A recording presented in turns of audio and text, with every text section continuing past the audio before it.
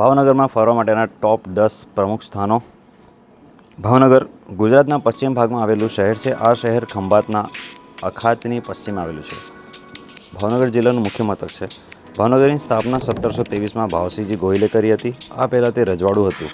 ભાવનગરને પહેલાં ગોહિલવાડ તરીકે ઓળખાતું. ભાવનગરમાં 11 તાલુકા, 699 ગામડા અને 6 નગરપાલિકા છે. નંબર 1, ગૌરીશંકર તળાવ. આ રમણીય તેમજ વિશાળ તળાવ નગરની શોભા વધારે છે. ભાવનગર રાજ્યના એક સમયના દિવાન શ્રી ગૌરીશંકર ઓઝાના નામ પરથી આ જળાશયનું નામ ગૌરીશંકર તળાવ રાખવામાં આવ્યું છે. આ તળાવને કિનારે થાપનાથ મહાદેવ મંદિર, કૈલાશ વાટિકા નામની બાલવાટિકા, બોટ ક્લબ, સુંદરવાસ બંગલો અને ભાવવિલાસ પેલેસ આવેલો છે. Number 2, Nilambag palace. નીલમબાગ એ ભાવનગરના ગોહિલ વંશના રાજવી સર તખ્તસિંહજી ગોહિલ દ્વારા 1859માં બાંધવામાં આવ્યો છે. હાલની સ્થિતિ એનો વિસ્તાર 4 હેક્ટરમાં ફેલાયેલો છે. 1984માં મહારાજા વીરભદ્રસિંહજી ગોહિલે આ પેલેસને હેરિટેજ હોટલમાં ફેરવ્યો હતો. Number 3, Victoria park.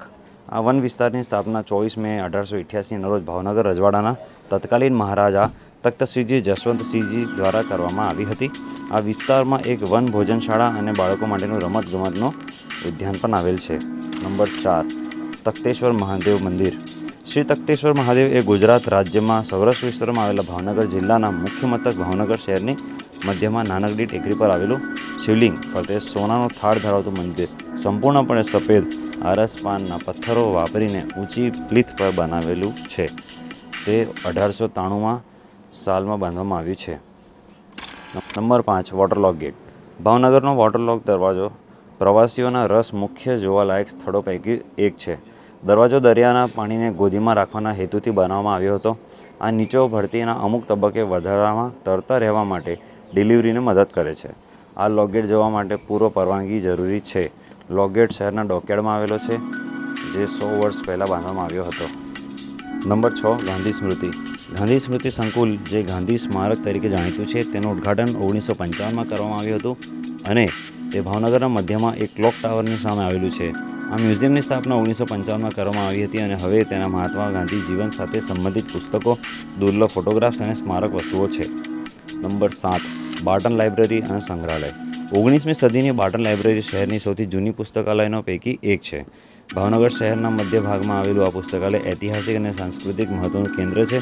બાર્ટન પુસ્તકાલયની મુખ્યત્વે વયસ્કો દ્વારા મુલાકાત કરવામાં આવે છે, જે તેમના સમય પસાર કરવા માટે સામયિકો, સમાચારપત્ર અને દૈનિકો વાંચે છે.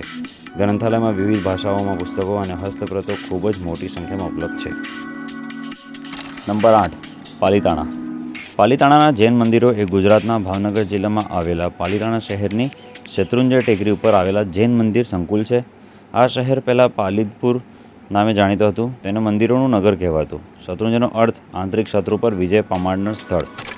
નંબર 9, ભાવનગર કાળિયાર નેશનલ પાર્ક. ભાવનગર શહેરથી 42 કિલોમીટર દૂર ભાલ વિસ્તારમાં આવેલ વેળાવદર નેશનલ પાર્કની સ્થાપના 1976માં થઈ હતી.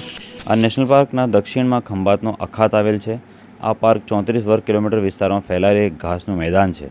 આ પાર્ક અગાઉ ભાવનગરના મહારાજા તેમના વિખ્યાત શિકારી ચિત્તાઓ દ્વારા કાળિયારનો શિકાર કરવામાં આવતો તે માટે ખાનગી ઘાસવાળી જમીન હતી. પાર્કની ઉત્તર દિશામાં વેસ્ટલેન્ડ અને ખેતી માટે જમીન આવેલી છે. નંબર 10, ગંગાડેરી. ગંગાડેરી ભાવનગરના પ્રખ્યાત ગંગાજળિયા તલાવમાં કિનારે આવેલી છે. આ સ્થાન ઐતિહાસિક છે અને 1875 ADમાં મહારાજા તખ્તસિંહજીના આદેશથી અંગ્રેજી આર્કિટેક્ચર દ્વારા બનાવવામાં આવ્યું હતું અને રાજા તખ્તસિંહજીએ તેમની પ્રેમાળ રાણીની યાદમાં આ સ્મારક બનાવ્યું હતું, જે એક પુત્રને જન્મ આપ્યા પછી મૃત્યુ પામ્યા હતા. આ સ્મારક સફેદ આરસથી બનેલું છે. તો મિત્રો, આ હતા ભાવનગરમાં ફરવા માટેના પ્રમુખ સ્થળોની યાદી. આશા રાખું છું તમને વિડીયો ગમ્યો હશે. જો વિડીયો ગમ્યો હોય તો લાઇક કરો, શેર કરો, સબસ્ક્રાઈબ કરો, ચેનલને સબસ્ક્રાઈબ કરો.